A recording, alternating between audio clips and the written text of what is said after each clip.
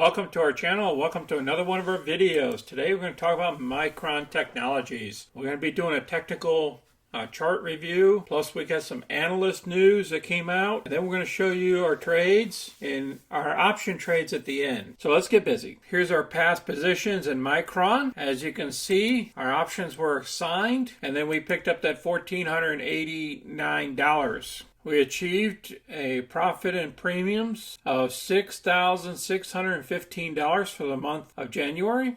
Micron stock went up 0.7% on Friday, which the NASDAQ was up 3.13%. The volume was 24 million shares versus normal volume of 20.5 million. The market cap is still under $90 billion. I believe this company should be at $100 billion right now. Our PE is looking great. Our earnings per share is looking outstanding versus other companies. Our analyst report has a low side of 58 and the high side of 165. Our short percentage of the float is only 1.94%. And it decreased from 1231 to 115 of about 3.4 million shares. So shorts are not interested in this stock. Let's review the chart and then we'll get on with the news. As you can see here, we just barely touched the 200-day moving average. This red line is the 200-day moving average, whereas the blue line is the 50-day moving average. Our RSI currently right now is around 34, which is almost in oversold territory, and we're just touching the 200-day moving average. And what we need to do is get above this 200-day moving average in a northern direction before we're bullish and start trending higher. And we're going to need a couple of days of confirmation to see if we're still in the bull camp. Otherwise, we could see ourselves dipping back down here to the lows of around $70 to $75. If we do get a pullback somewhere around 75, I want to be a buyer. Let's cover the bad news first here. That Micron shuts down a DRAM chip design operations in Shanghai. And they talked about it last week. In a statement to Reuters, the company said it would close its DRAM engineering group from Shanghai Design Center over the next year, with completion expected by December 2022. The company added the center would focus on developing NAND and SSD technology moving forward. They further stated, they said that the 150 Chinese engineers at the site will be asked to relocate to the US or to India. So basically they're closing down their DRAM side of the house in China. Now this other analyst came out January 30th, which is today, after a few weeks of indiscriminate selling brought on by worries of higher interest rates this year. There are a lot of stocks trading on the cheap. And if you're looking for bargain stocks that can overcome inflation fears, this is a great place to start. Now they're stating that Micron and a couple of these other companies are buys right now, which is a great thing. So let's cover Micron. DRAM and NAND flash producer Micron had held up better than high-flying growth stocks from November through early January.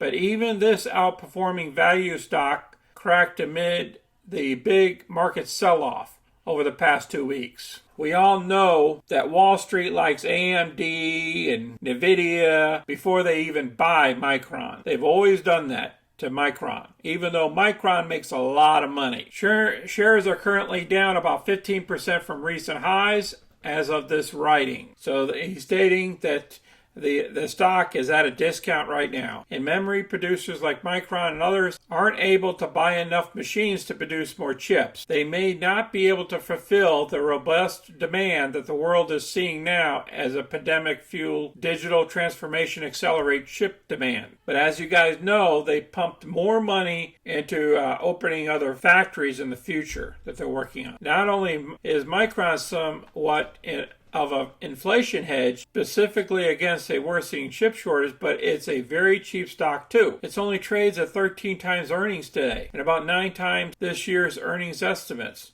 They have plenty of cash. This is a great company to use as a hedge in this type of market condition, in my opinion as well. Now they stated over here that management has already anticipated strong results, reiterating on its recent earnings conference call it expects record revenue in solid profitability this fiscal year, which ends in September. So I'm going to place this article down below. This is a great read, and then they have other stocks in here as well. Well, you guys followed me here to the end of the video here. These are my open option positions that I have. If you haven't seen them in the past videos, I got a debit spread on the IWM, a Datadog, I have a credit spread, a Norwegian Cruise, I have a debit and a credit spread that expires in March. And then G Ling is basically a gas company, and I have a credit spread on her for 18th of March. And I picked up an oil company, a DVN. I did a debit spread and a credit spread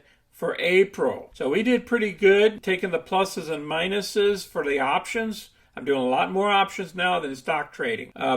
We picked up pretty much a net profit of $45.49. That's after you take all the pluses and minuses together in 1 month. Appreciate you guys watching our video today, giving you guys a quick update. I know I haven't covered Micron in a while, and yes, I'll be dipping my toe back in it, but I'm going to be playing on the options market. This year, I'm going to try to stick with doing option spreads on the stocks that I love versus actually owning the shares. If you guys have any questions or comments, please place them down below. Please smash that like button and subscribe to our channel. Until next time, this is Sonny. I'm out.